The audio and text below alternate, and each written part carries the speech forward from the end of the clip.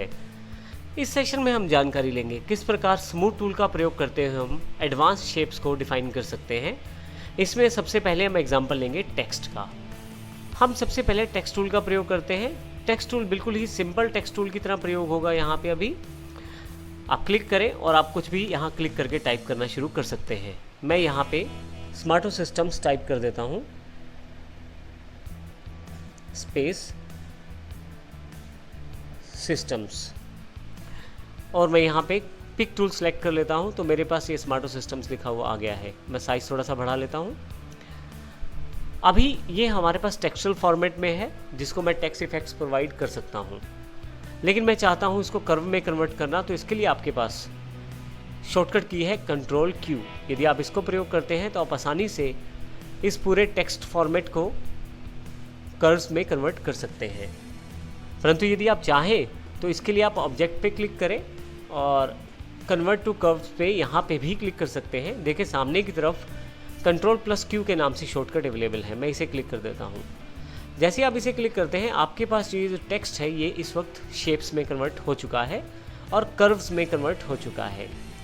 अब मैं यहाँ वापस आता हूँ, शेप सेलेक्ट करता हूँ टूल को, और आप देखेंगे काफ़ी सारी नोट्स बन गई हैं जो आपके पास यहाँ भी दिखाई दे रही हैं। मैं जूम करके देख लेता हूँ इसको, फिर से शेप टूल। आप देखेंगे कि एक एक कैरेक्टर के साथ काफ़ी सारी नोट्स बनी हुई हैं। असल में हम इन नोट्स के साथ आसानी से अपने इस पर्टिकुलर टेक्स्ट को, जो कि अब टेक्स्ट नहीं है एक कर्व्ड इमेज है, इसको चेंज कर सकते हैं और कुछ ऐसा इफेक्ट दे सकते हैं जो कि अच्छा लगे, जैसे कि हाथ से बना हुआ या हाथ से लिखा हुआ कुछ टेक्स्ट। तो इन नोट्स को मैं चेंज करते हुए, खींचते हुए अपने अकॉर्डिंग एडजस्ट कर सकता हूँ कुछ चीज़ों को। देखिए यहाँ काफ़ी सारी नोट्स हैं, लेकिन मान लीजिए मैं इन नोट्स को नहीं चाहता तो मैं इन्हें हटा भी सकता हूँ। मैं हल्का से इसे और जूम कर लेता हूँ, फिर से सिलेक्ट कर लेता हूँ। अब यदि यहाँ देखें तो आपके पास इस तरह की काफ़ी नोट्स हैं। अगर मैं किसी को नोट को नहीं चाहता, डबल क्लिक करूँगा तो वो नोट वहाँ से हट जाएगी। इस तरह से ये नोट हटाना चाहता हूँ तो यहाँ से ये नोट मैं हटा सकता हूँ। इस प्रकार मैं नोट्स को डिलीट भी कर सकता हूँ। मुझे केवल डबल क्लिक करना है पर्टिकुलर नोट पे और वो नोट वहाँ से हट जाएगी, और उससे पहले और बाद वाली नोड में एक स्मूथिंग सिस्टम बन जाएगा, एक स्मूथिंग लाइन या आउटलाइन ड्रॉ हो जाएगी ऑटोमेटिकली। मैं यहाँ पे इसे डिलीट कर देता हूँ तो आप देखेंगे एक स्मूथिंग सिस्टम बनता जा रहा है। अब यहाँ पे यदि आप स्मूथ टूल का प्रयोग करते हैं तो आप स्मूथ टूल के साथ भी आप इन एक्स्ट्रा या ना चाहने वाले नोट्स को हटा सकते हैं, अर्थात आप नोट्स को डिलीट भी कर सकते हैं स्मूथ टूल के साथ। इसके लिए मैं थोड़ा सा यहाँ पे इसका साइज़ कम कर देता हूँ। ये मैं टाइप कर देता हूँ 0.5, और जो आपके पास रेट है इम्प्लीमेंटेशन का मैं उसे भी थोड़ा सा कम कर देता हूँ। फिर से सिलेक्ट करते हैं शेप टूल के साथ। आप देखें तो काफ़ी सारी नोट्स यहाँ पे, लेकिन अगर मैं स्मूथ टूल ले लूँ और यहाँ क्लिक करके रखूँ थोड़ी देर के लिए और लेफ़्ट क्लिक प्रेस करके रखूँ तो आप देखेंगे एस जो है वो स्मूथ शेप में वापस आना शुरू हो गया है। एम पे क्लिक करके रखता हूँ तो आप देखेंगे एम भी स्मूथ शेप में आ गया है। जो एरिया मेरे पास इस सर्कल में आ रहा है वहाँ पे ये इफ़ेक्ट अप्लाई हो रहा है स्मूथ टूल का। अब मैं यहाँ पे इस इफ़ेक्ट को अप्लाई कर रहा हूँ।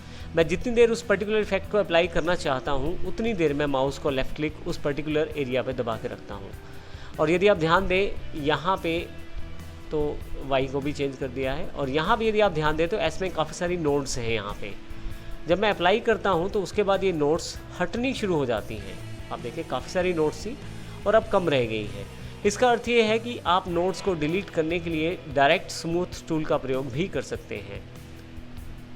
मैं इस तरह से यहाँ पे भी एक टेक्सचुअल इफेक्ट क्रिएट करने की कोशिश कर रहा हूँ। इससे कुछ इस तरह का टेक्स्ट इफेक्ट आ रहा है जैसे आपने हाथ से लिखा है, बल्कि जबकि यहाँ पे मैंने सबसे पहले टेक्स्ट टूल को प्रयोग किया है और उसके पश्चात स्मूथ टूल को, और इसके लिए मैंने टेक्स्ट को कर्व भी किया है। आइए अब जूम टूल से वापस आते हैं और इसे थोड़ा सा जूम आउट करके देखते हैं। अब आप देखें तो स्मार्टो सिस्टम्स कुछ ऐसे लग रहा है जैसे मैंने हाथ से लिखा है, डिज़ाइन किया हुआ है अलग से। तो इस तरह के काफ़ी सारे इफ़ेक्ट्स आप स्मूथ टूल से क्रिएट कर सकते हैं, और ये सबसे बेहतर एग्जांपल रहता है स्मूथ टूल में क्योंकि इसमें हमने नोट्स डिलीट करनी भी देखी है। आपको सिर्फ माउस वहाँ पे घुमाना है ड्रैग करते हुए, या माउस को लेफ़्ट क्लिक प्रेस करके रखना है जब तक आप चाहें स्मूथ टूल को उस पर अप्लाई होने दें। जैसे यहाँ पे मैं पहले सेलेक्ट कर लेता हूँ अपने टेक्स्ट को और फिर यहाँ से स्मूथ टूल को अप्लाई होने देता हूँ। तो जितनी देर मैं ये अप्लाई होने दे रहा हूँ उतनी देर आप देखेंगे एस का जो शेप है वो चेंज होता जा रहा है। अब की बार मैं थोड़ा ज़्यादा टाइम दे रहा हूँ तो देखिए आप यहाँ पे शेप्स जो है टेक्स्ट, बेसिक टेक्स्ट की, वो चेंज हो रही है। अगर आप इस इफेक्ट्स को थोड़ा बढ़ाना चाहते हैं स्पीड, तो उसके लिए आप यहाँ से रेट बढ़ा सकते हैं, जिससे कि थोड़ा जल्दी और अधिक अप्लाई होगा ये इफ़ेक्ट इस पर। और मैं देखिए यहाँ पे इस इफ़ेक्ट को अप्लाई कर रहा हूँ अलग अलग कैरेक्टर्स पे। जिन कैरेक्टर्स में अप्लाई करना चाहता हूँ उनको मैं यहाँ से सिलेक्ट कर लेता हूँ। तो आप देखें तो मेरे पास ये एक बड़ा ही अच्छा टेक्सचुअल इफेक्ट क्रिएट हो गया है, जो कि बेसिक टेक्स्ट से अवेलेबल नहीं था। इस प्रकार आप आसानी से स्मूथ टूल का प्रयोग करते हुए अलग अलग तरह के टेक्स्ट इफेक्ट्स को क्रिएट कर सकते हैं, जैसा कि हमने इस एग्जांपल में देखा।